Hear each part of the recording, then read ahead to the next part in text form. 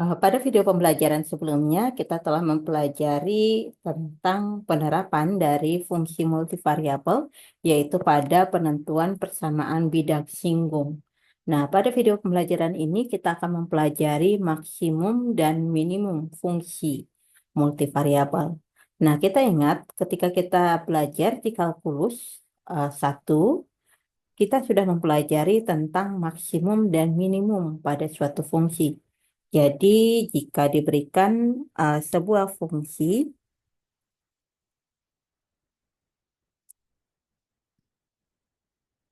nah, gitu ya.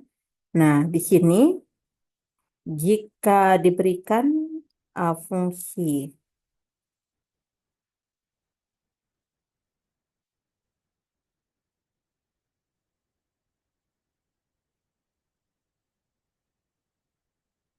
fungsi f, gitu ya, di mana dia terdefinisi pada domainnya dan dia memuat titik c.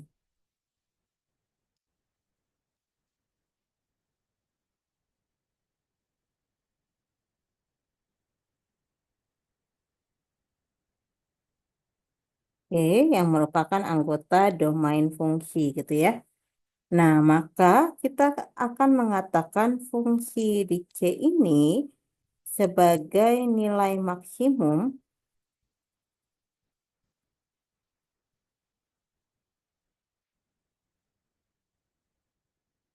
global jika fungsi di C ini itu nilainya lebih besar daripada fungsi di X untuk setiap X anggota domain fungsi. Nah, ini kalau misalnya kita gambarkan dalam secara geometris ya. Jadi ketika kita mengambil sebuah nilai gitu ya di titik C gitu ya. Ternyata ketika kita mengambil nilai X dimanapun itu, misalnya kita ambil di sini nilai X-nya, ternyata nilai fungsi di X itu tetaplah lebih kecil daripada nilai fungsi di C. Dalam artian fungsi di C di sini ini tetaplah lebih besar daripada fungsi di X. Ketika kita ambil C-nya, X-nya di sini, ternyata nilai fungsi di C tetaplah lebih besar, gitu ya. Nah, maka fungsi di C di sini itu disebut nilai maksimum global. Nah, fungsi di C itu kita sebut sebagai nilai minimum global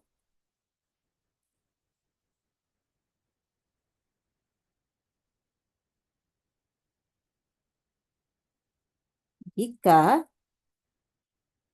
nilai fungsi di C itu lebih kecil daripada nilai fungsi di X untuk setiap X anggota domain fungsi.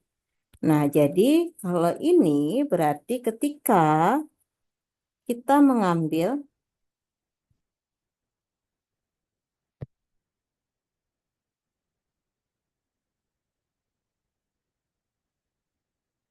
sebuah titik, katakan C di sini, ternyata nilai fungsi C-nya di sini. Nah, ketika kita mengambil nilai X, dimanapun nilainya gitu ya, misalnya di sini, ternyata nilai fungsi di C itu tetap lebih kecil daripada nilai fungsi di X gitu. Ketika kita ngambil di sini, ternyata nilai fungsi di C tetap lebih kecil daripada nilai fungsi di X. Nah, maka C di sini ini kita sebut sebagai nilai minimum global. Nah, nilai fungsi di C ini akan kita sebut sebagai nilai ekstrim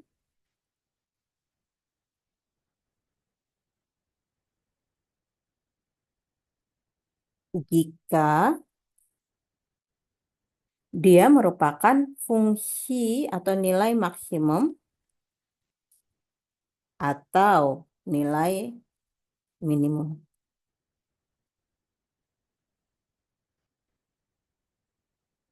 Nah, definisi ini nantinya akan kita perluas ke dalam fungsi multivariabel. Tetapi kita ingat di sini kita akan membahas di fungsi dua variabel. Jadi fungsi kita itu bukan lagi pada domainnya bukan lagi pada X anggota R, tetapi merupakan pasangan terurut sudah domainnya ya, merupakan domain fungsinya merupakan himpunan pasangan terurut X, Y. Nah, berarti kita ambil saja misalnya titik P. P-nya di sini itu merupakan X, Y, P0-nya. Gitu ya. Jadi kita ambil titik P0 gitu ya. Jadi di sini bisa kita katakan fungsi di P0 itu disebut nilai maksimum global jika fungsi di P0 itu lebih besar daripada fungsi di P, di mana P-nya ini adalah XY. Kalau P0-nya tadi X0, Y0 gitu ya. Untuk setiap P0 itu anggota P0 P ya artinya anggota domain fungsi. Dan ini juga kita perluas. Fungsi di P0 disebut nilai minimum global jika fungsi di P0 itu kurang dari fungsi di P untuk setiap P anggota domain fungsi. Nah, nilai ekstrim jika nilai maksimum atau nilai minimum. Nah, ini yang nanti akan kita gunakan untuk fungsi dua variabel. Nah, kita lihat di sini definisi yang kita sudah katakan tadi. Misalkan f suatu fungsi dengan daerah asal S dan misalkan pula P0 di sini itu merupakan titik di dalam S. Nah, fungsi di P0 itu adalah nilai maksimum global dari f pada S apabila fungsi di P0 itu lebih besar dari fungsi di P untuk semua P di S. Dan fungsi di P0 itu adalah nilai minimum global dari fungsi pada S apabila fungsi di P0 itu lebih kecil daripada fungsi di P untuk semua P di S. Dan fungsi di P0 itu adalah nilai ekstrim global dari fungsi di P pada S apabila fungsi di P0 adalah suatu nilai global maksimum atau suatu nilai minimum global. Jadi di sini kita tahu, uh, kita lihat pada gambar, ketika kita melihat bahwa pun titik tersebut itu menghasilkan nilai tertinggi, maka dia dikatakan sebagai nilai maksimum global. Nah, kita lihat ini di titik inilah dia mencapai puncak. Nah, maka inilah kita sebut sebagai nilai maksimum. Dan di titik ini dia mencapai nilai minimum. Nah, inilah yang kita sebut sebagai nilai minimum global dibandingkan dengan titik-titik lainnya. Nah, titik-titik eh, terjadinya nilai eh, maksimum dan minimum ini, inilah nantinya akan kita lihat sebagai titik-titik kritis. Nah, secara umum, sebuah fungsi dua variabel itu tidak selalu memiliki nilai maksimum dan minimum. Nah, sebagai contoh, ketika kita mempunyai sebuah paraboloida gitu ya, paraboloida yang bentuknya seperti ini gitu, yang bentuk paraboloida. Nah, di sini ini fungsi ini tidak akan mempunyai nilai maksimum global, dia hanya mempunyai nilai minimum global. Nah, jadi kapan suatu fungsi itu mempunyai nilai maksimum dan minimum global? Nah, jadi ada teorema yang menjamin bahwa suatu fungsi itu dia dipastikan memiliki nilai maksimum dan minimum. Nah, fungsi tersebut mengatakan sebagai jika f di sini itu kontinu pada suatu himpunan tertutup dan terbatas S, maka fungsi f mencapai suatu nilai maksimum global dan suatu nilai minimum global di S. Jadi jika f-nya di sini kontinu, f-nya kontinu,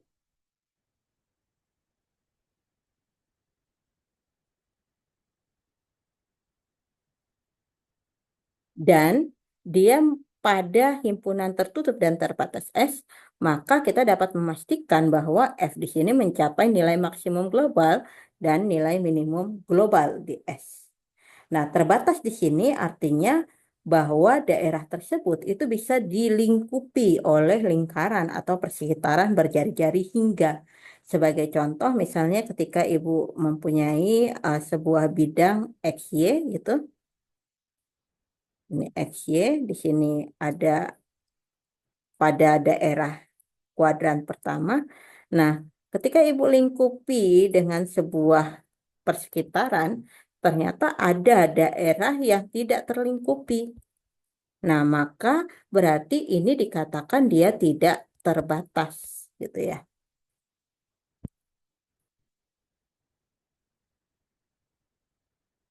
Nah, berarti yang terbatas yang seperti apa? Jadi kalau yang terbatas, misalnya ada sebuah, nah gini. Nah, ini daerah. Nah, maka daerah ini itu terbatas. Kenapa? Ketika kita mengambil persekitaran atau bola gitu atau lingkaran dengan jari-jari R, maka semua daerah tersebut itu terlingkupi di dalam jari-jari lingkaran ini. Nah, maka berarti daerah ini kita katakan terbatas. Nah, selanjutnya, kapan suatu himpunan dikatakan dia tertutup? Nah, suatu himpunan dikatakan tertutup ketika dia memuat semua titik-titik batasnya. Jadi, jikalau misalnya diberikan sebuah himpunan, misalkan seperti ini, nah maka ini disebut himpunan tidak tertutup. Kenapa? Karena pada titik-titik di sini, batas di sini, dia tidak terdefinisi. Walaupun di dalamnya dia terdefinisi gitu ya, maka dia dikatakan tidak tertutup. Nah, dari eh, teorema ini berarti kita dapat menjamin suatu fungsi itu memiliki nilai maksimum dan minimum asalkan fungsi tersebut kontinu, tertutup, dan himpunannya tertutup dan terbatas. Nah, tetapi kapan maksimum dan minimum itu terjadi dan di lokasi mana dia terjadi? Nah, kita ingat pada kalkulus 1 kita sudah mempelajari bahwa nilai ekstrim itu terjadi pada kandidat titik kritisnya. Nah, kita ingat ada tiga kandidat titik kritis, yaitu yang pertama itu adalah di uh, ujung-ujung selangnya.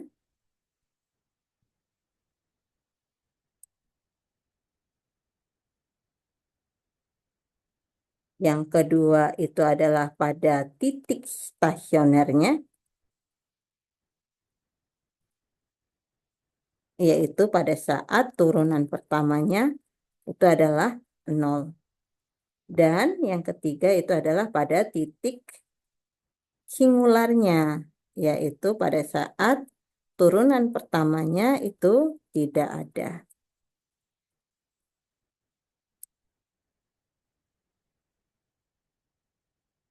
Ini yang waktu kita pelajari pada saat kita mempelajari kalkulus. Nah, ketika kita mempelajari kalkulus multivariabel, berarti ini akan kita umumkan gitu ya kepada domainnya bukan lagi bilangan real, tetapi merupakan kalau dia di fungsi dua variabel berarti merupakan di R2 gitu ya. Nah, berarti ini kita akan umumkan. Berarti kalau dia di ujung-ujung selang, berarti kalau kita lihat ujung-ujung selang, misalnya selang AB gitu ya, berarti di A dan B. Artinya di batas-batas selangnya kan. Nah, dengan demikian berarti nanti akan kita umumkan di sini menjadi bukan lagi ujung-ujung selang, tetapi menjadi di batas-batas dari S itu sendiri.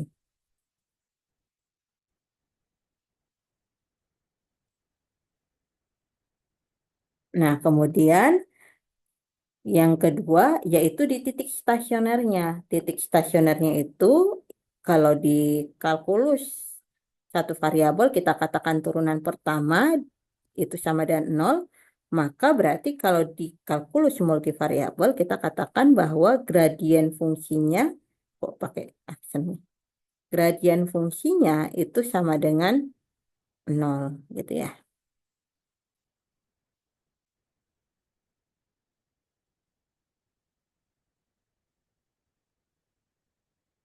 Nah, itu. Dan titik singularnya berarti mengatakan bahwa fungsi tersebut itu tidak terdiferensialkan. atau titik singular. Nah, inilah kandidat titik kritis pada multivariabel. Nah, kita lihat di sini. Nah, di sini dikatakan, nah jika andaikan F didefinisikan pada suatu himpunan S yang mengandung P0, jika fungsi di P0 adalah suatu nilai ekstrim, maka P0 di sini haruslah berupa titik kritis, di mana dia haruslah berupa salah satu dari kandidat titik kritis di bawah ini, yaitu pada titik batas dari S, atau yang kedua yaitu pada titik stasionernya, dalam artian tadi kita tahu yaitu gradien fungsinya itu harus sama dengan 0. Dan di titik singularnya atau kita katakan tadi adalah tidak terdiferensialkan gitu ya, F-nya.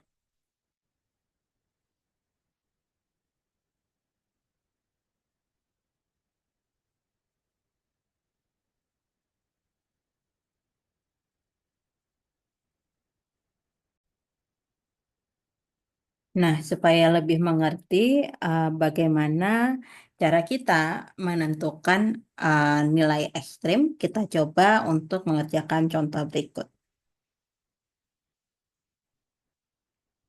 Nah, contoh, carilah nilai maksimum dan minimum fungsi di XY itu sama dengan X kuadrat ditambah Y kuadrat ditambah nih ya harusnya ya, ditambah 2 pada himpunan tertutup S sama dengan pasangan terurut XY, di mana X kuadrat ditambah seperempat Y kuadrat kurang dari sama dengan 1. Nah, berarti supaya di sini kita dapat melihat apakah dia mempunyai nilai maksimum dan global, tentu kita harus melihat apakah dia memenuhi teorema kewujudan maksimum minimum ini sendiri. Nah, kita perhatikan bahwa fungsi di X, Y di sini yaitu X kuadrat plus Y kuadrat ditambah 2 ini merupakan fungsi polinom. Karena dia merupakan fungsi polinom, berarti fungsi ini terdiferensial di mana-mana gitu ya.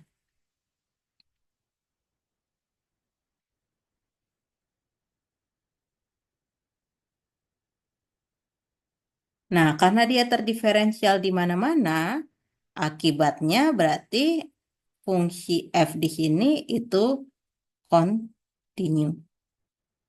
Gitu ya.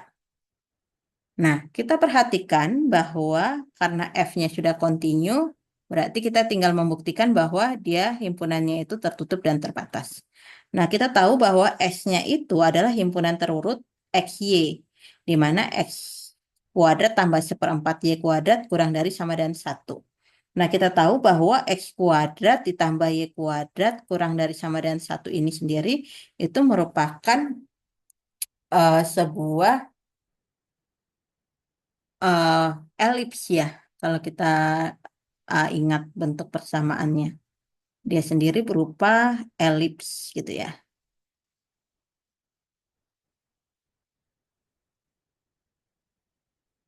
Ya. Nah, karena dia sama dengan berarti di sininya tidak putus-putus gitu ya. X kuadrat tambah seperempat Y kuadrat kurang dari sama dengan 1. Nah, kita perhatikan himpunan ini merupakan himpunan tertutup karena dia memuat batas-batasnya gitu ya. Dan dia juga merupakan himpunan terbatas. Kenapa? Ketika kita mengambil suatu persekitaran dengan jari-jari R gitu ya. Nah, ternyata semua himpunan itu dilingkupi di dalamnya. Nah, berarti himpunan ini itu himpunan tertutup dan terbatas. Nah, karena F itu kontinu dan S himpunan tertutup dan terbatas, berarti sesuai teorema kewujudan tadi,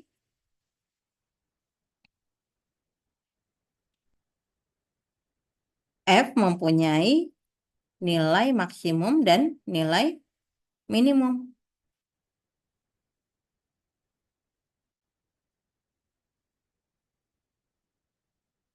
Oke, nah sekarang kita cari ini nilai maksimum dan nilai minimumnya itu di mana. Nah, kita ingat yang pertama itu adalah di titik-titik batasnya.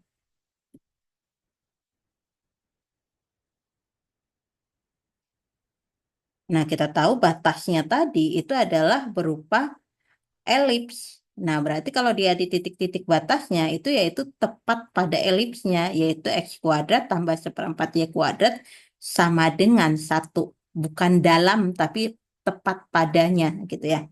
X kuadrat tambah seperempat y kuadrat sama dengan 1 ini sendiri, ini kalau kita lihat ada tak hingga banyaknya XY yang memenuhi persamaan ini.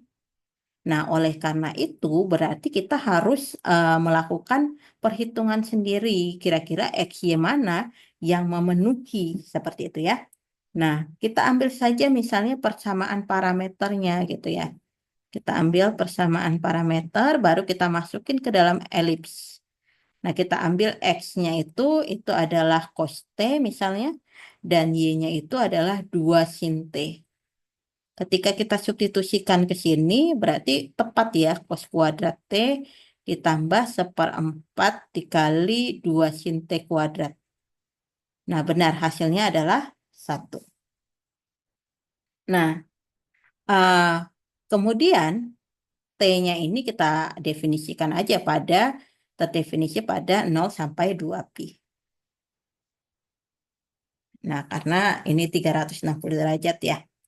Nah, kemudian kita masukkan ke nilai fungsinya tadi. Fungsi di X, Y-nya tadi kan sudah diketahui itu adalah X kuadrat tambah Y kuadrat tambah 2.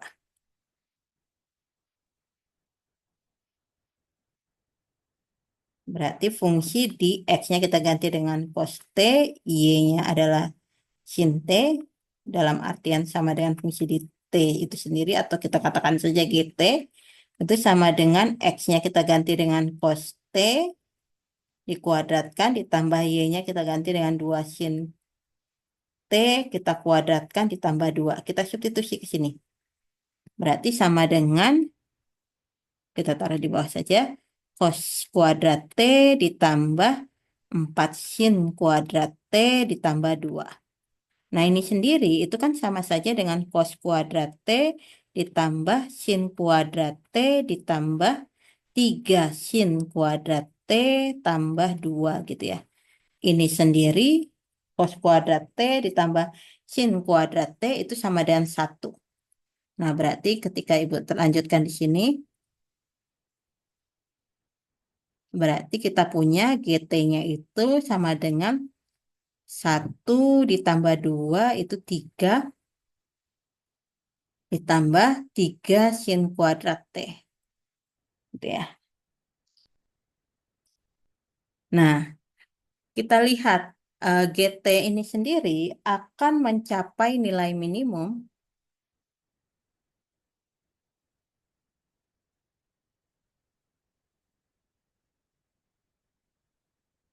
ketika sin T-nya sama dengan 0, gitu kan? Karena ketika sin T-nya sama dengan 0, berarti GT-nya sama dengan G di T-nya sama dengan 3. Dan sin T sama dengan 0 itu kan terjadi pada saat T-nya itu sama dengan 0 derajat, yaitu pi derajat dan 2pi derajat kan? 2pi radian. Ya, gitu ya. Ya, terjadi pada saat itu. 0, sorry, bukan derajat, radian harusnya ya. Nah, sedangkan GT di sini itu akan mencapai nilai maksimum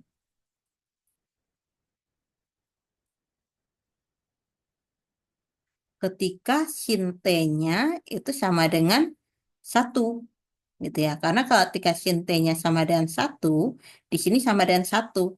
3 kali 1, 1, 3 kali 1, 3, ditambah 3, 6 gitu ya. Dan sin T sama dengan 1 itu terjadi pada saat T sama dengan pi per 2, 3 pi per 2 gitu ya. Nah, ketika kita masukkan nih, sekarang kita masukkan ke sini. Kan kita sudah dapat nih, T-nya 0, pi 2pi. Ketika sin T-nya 0. Dan T-nya pi per 2, 3pi per 2. Nah, jadi kita dapat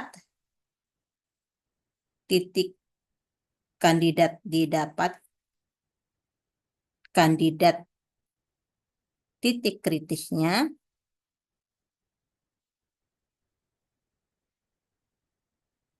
X, Y-nya itu sama dengan tinggal kita masukkan ketika T-nya 0, berarti cos 0 itu kan 1 ya. 1,1.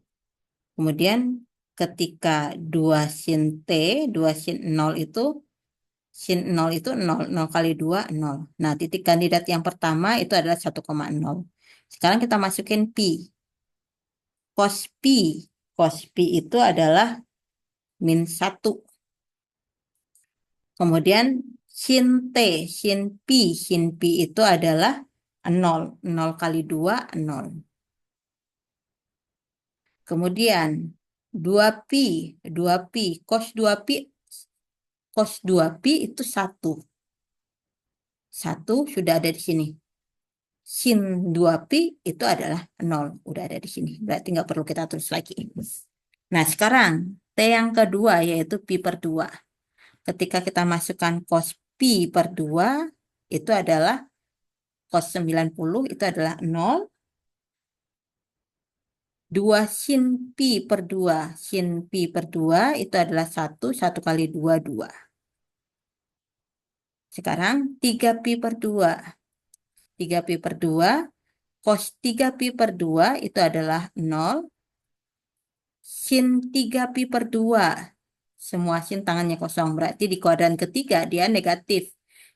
Min min 1 ya. Min 1 kali 2, min 2. Nah, berarti kita mempunyai 4 kandidat titik kritis ketika di titik-titik batasnya. Sekarang, untuk kandidat yang kedua, yaitu di titik titik stasionernya.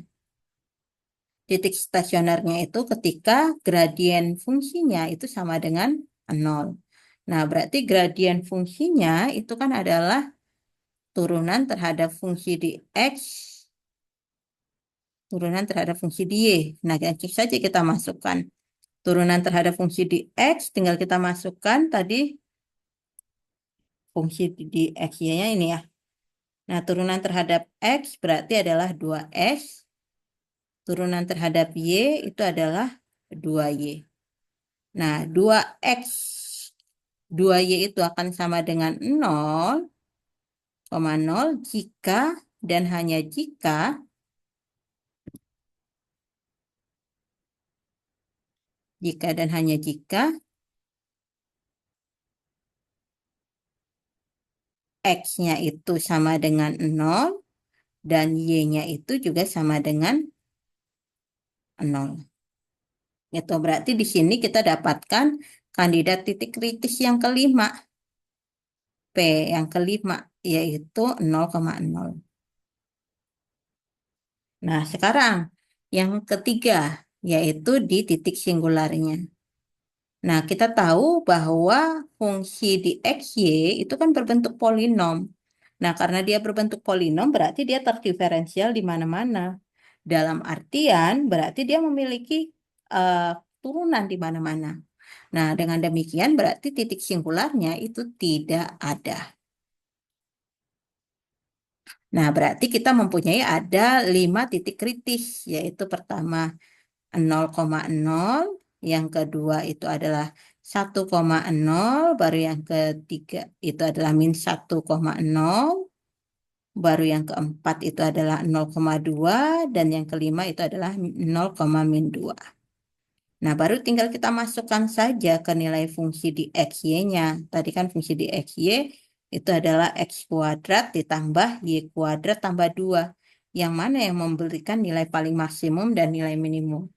Nah, berarti kita masukkan ketika 0,0 berarti fungsi di 0,0-nya itu adalah 2.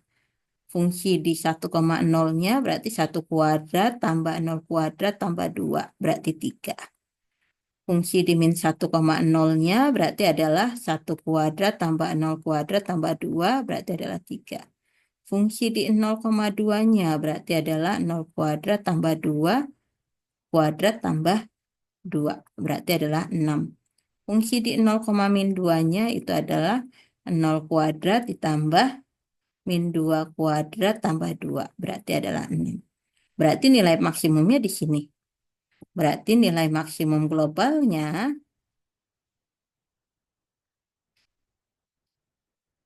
terjadi di titik 0,2 dan 0,-2. Sedangkan nilai minimum globalnya itu di sini. Nilai minimum globalnya itu terjadi di titik 0,0. Nah, seperti itu. Nah, oke. Selesai untuk contoh yang pertama. Nah, nanti kalian bisa mencari untuk contoh yang lainnya. Nah, jadi untuk menjamin bahwa sebuah fungsi itu memiliki nilai maksimum global dan minimum global, berarti kita harus mengetahui bahwa fungsi itu kontinu dan dia mempunyai himpunan S yang tertutup dan terbatas. Kalau dia sudah memiliki himpunan S yang tertutup dan terbatas, maka berarti dia memiliki nilai maksimum dan minimum. Nah, yang menjadi pertanyaan, bagaimana jika salah satu syaratnya itu tidak terpenuhi? Nah, jika salah satu syaratnya itu tidak terpenuhi, nah kita perhatikan lagi di gambar ini. Nah, ternyata di gambar ini, ketika kita mengambil daerah tertentu, misalnya di daerah sini ya, kita ngambil cukup di daerah sini saja gitu ya. Ternyata kita mempunyai satu nilai maksimum pada daerah ini. Nah, inilah yang kita sebut sebagai maksimum lokal. Begitu pula dengan di sini. Nah, di sini ya, kita memiliki satu nilai minimum gitulah. Yang inilah kita sebut sebagai minimum lokal gitu. Nah, sekarang pertanyaannya, kapan terjadi minimum dan maksimum lokal itu sendiri? Nah, minimum dan maksimum lokal itu tersendiri terjadi berarti karena tadi syarat supaya dia terjadi maksimum dan minimum global itu adalah pada titik-titik terjadi di tiga kandidat titik kritis, yaitu titik batas, stasioner, dan titik singular. Nah, tetapi karena dia tidak memenuhi salah satu, berarti hanya dua saja kemungkinan kandidatnya, yaitu pada titik stasioner dan titik singular. Nah, ini yang tadi Ibu katakan ya. Nah, ini ternyata ada nih nilai maksimum lokalnya. Dan ini ada nih nilai minimum lokalnya seperti itu ya. Oke. Nah, sekarang andaikan fungsi ini, tadi kan kita tahu ya, ada dua kandidat ya. Stasioner, yaitu ketika terdiferensial turunan gradiennya itu sama dengan 0. Dan ketika di titik singularnya apabila dia tidak terdiferensialkan. Nah, jika fungsinya itu terdiferensialkan, uh, berarti kita memperoleh titik stasioner. Nah, pertanyaannya, titik stasioner mana yang memberikan nilai maksimum dan minimum lokal? Nah, ada teorema yang memberikannya, yang kita sebut sebagai teorema uji parsial kedua. Jadi andaikan bahwa fungsi di XY ini mencapai turunan parsial kontinu di suatu lingkungan dari X0 Y0 dan bahwa gradien dari fungsi di X0 Y0 itu sama dengan 0, kita mempunyai D. D di sini merupakan determinan dari fungsi di XX turunan parsial kedua dari fungsi di X0 Y0 itu di sini baru fungsi turunan parsial XY, X0, Y0.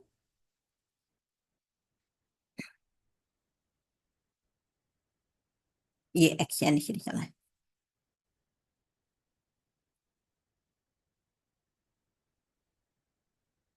Nah, D-nya ini adalah merupakan determinan dari ini, yaitu sama dengan fungsi di X kali X0 di X0 Y0 dikali fungsi di turunan parsial kedua di X0 Y0 dikurangi ini kali ini. Berarti turunan parsial kedua terhadap X0 di X0 Y0 gitu ya.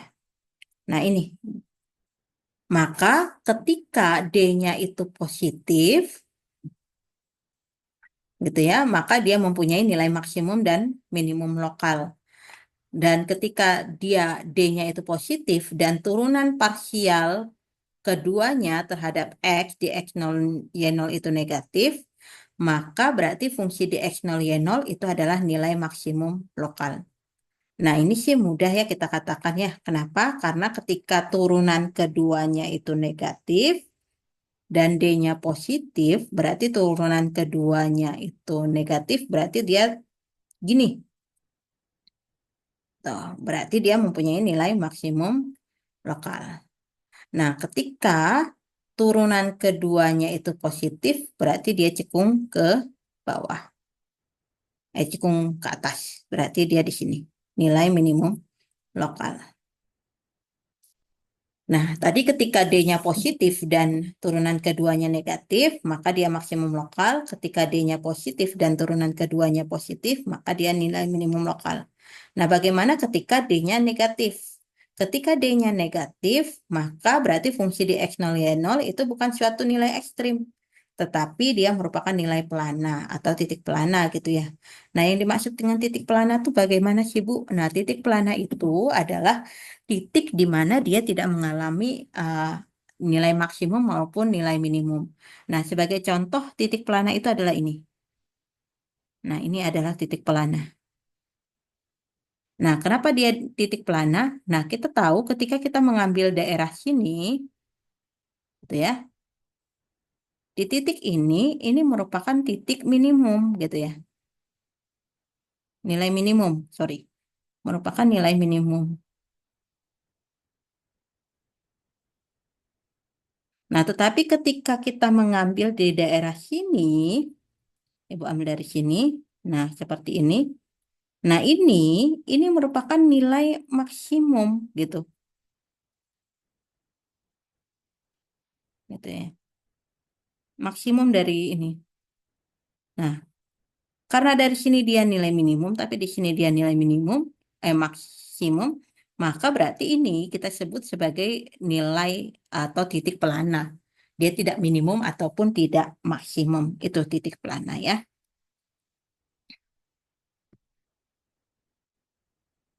Nah, bagaimana jika D-nya sama dengan 0? Nah, jika D-nya sama dengan 0, maka pengujiannya itu tidak memberikan kesimpulan. Nah, supaya kita lebih paham, di sini Ibu berikan sebuah contoh. Nah, tentukan semua titik kritis dari Z sama dengan fungsi di XY uh, sama dengan X kuadrat ditambah 4Y kuadrat dikurang 4X. Kemudian tunjukkan apakah masing-masing titik itu memberikan nilai maksimum lokal, minimum lokal, atau berupa titik pelana. Nah, kita akan mencari nilai kandidat titik kritisnya terlebih dahulu. Berarti yang pertama, kita akan mencari di titik stasionernya. Titik stasionernya itu terjadi pada saat delta gradien dari F itu sama dengan 0 ya. Nah, gradien dari F sendiri itu adalah turunan terhadap parsial terhadap X, turunan parsial terhadap Y. Kita tahu turunan parsial ini terhadap X berarti adalah, kita turunkan terhadap X, berarti adalah 2X min 4. Turunan parsial terhadap Y berarti adalah 8Y. Nah, ini sendiri akan sama dengan 0,0 jika dan hanya jika 2X min 4 sama dengan 0 dan 8Y sama dengan 0. 2X min 4 sama dengan 0 berarti X-nya sama dengan 2. 8Y sama dengan 0 berarti Y-nya sama dengan 0. Berarti dari sini kita dapat satu titik kandidat titik kritis. sorry, kandidat kritis, yaitu 2,0. Nah, sampai sini kita mencari nilai fungsi di D-nya dulu. D 0,0 kita ganti nih. D-nya ini apakah dia lebih besar dari 0 dan turunannya keduanya lebih kecil dari 0 atau tidak. Nah, kita cari. Kita tahu tadi fungsi di X-nya itu adalah turunan parsial terhadap X-nya itu adalah 2X min 4. Berarti turunan parsial keduanya itu adalah 2. Kemudian turunan parsial terhadap Y-nya adalah 8Y. Berarti turunan parsial terhadap Y-nya lagi, turunan keduanya itu adalah 8. Turunan parsial X baru diturunkan lagi terhadap Y berarti adalah 0. Nah, dengan demikian berarti kita tinggal mencari D-nya nih. D-nya berarti kan adalah, tinggal kita cari ini,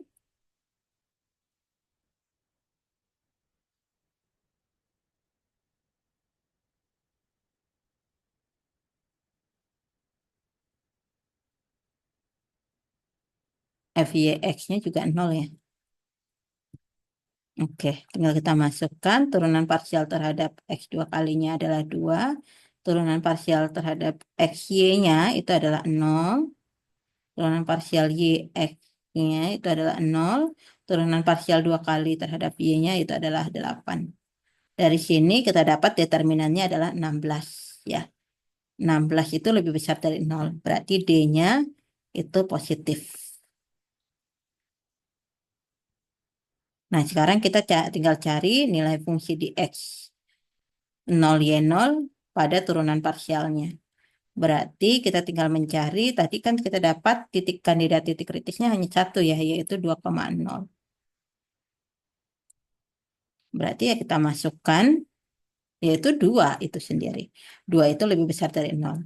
Nah, karena D-nya lebih besar dari 0 dan fungsi turunan parsial kedua terhadap X-nya di titik 2,0, sorry, itu adalah lebih besar dari 0 juga, maka berarti sesuai dengan teorema ini, dia adalah merupakan nilai minimum lokal.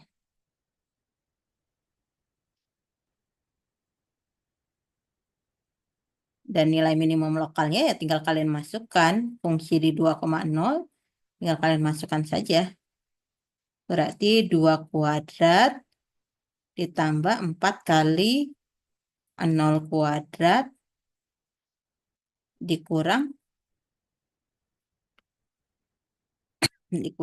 4X. Berarti 4 dikurang 8, negatif 4. Ini. Nah, itu contoh yang pertama. Nah, contoh yang kedua. Nah, kita disuruh untuk mencari nilai ekstrim dari fungsi di XY jika diketahui fungsi di XY-nya adalah 3X kuadrat pangkat 3 ditambah Y kuadrat dikurang 9X ditambah 4Y. Nah, sama seperti tadi, berarti langkah pertama kita akan mencari nilai stasionernya dulu. Nilai stasionernya. Fungsi di XY-nya tadi adalah 3X pangkat 3 plus Y kuadrat dikurang 9X tambah 4Y gitu ya. Kita cari turunan pertamanya terhadap X.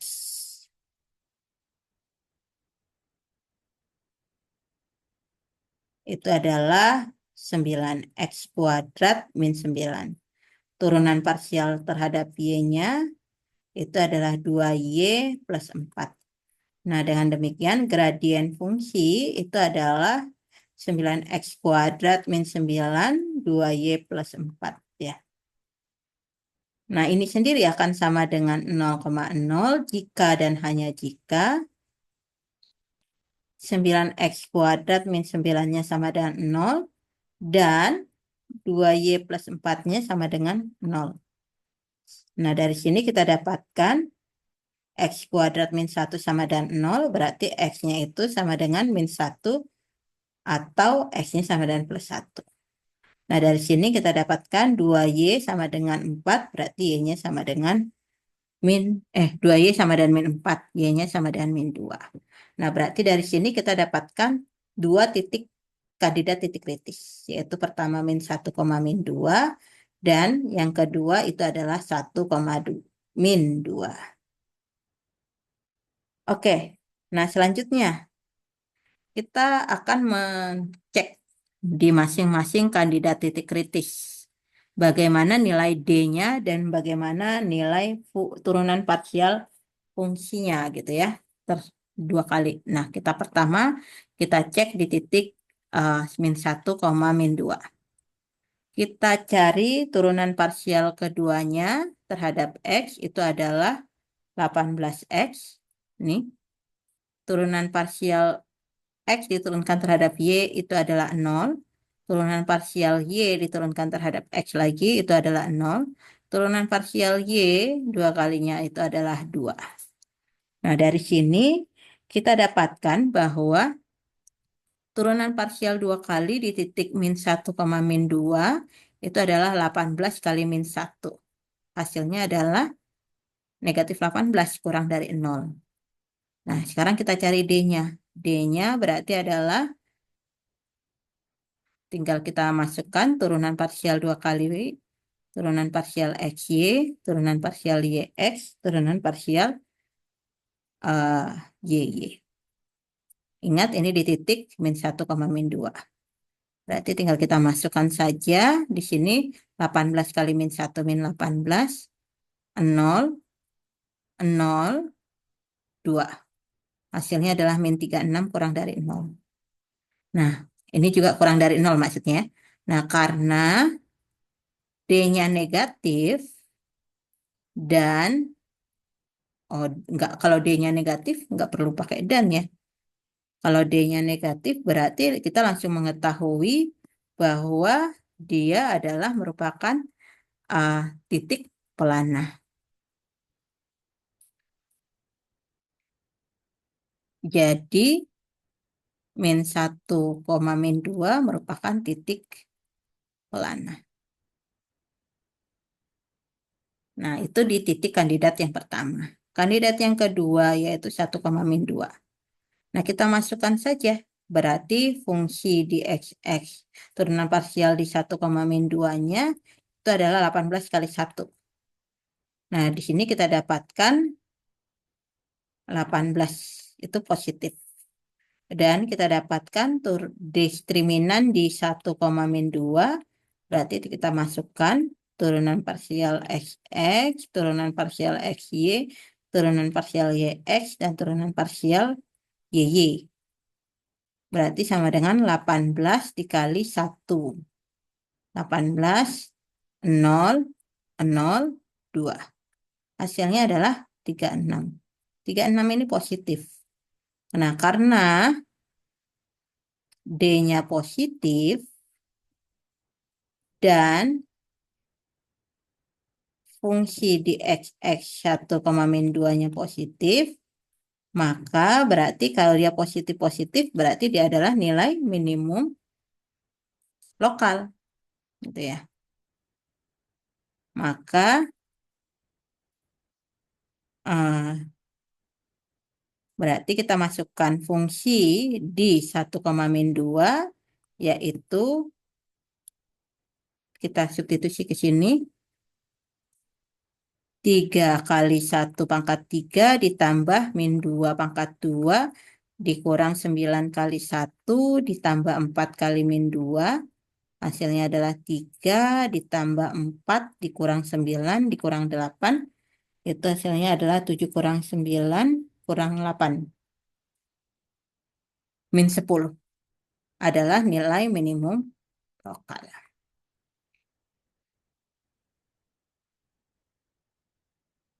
Selesai.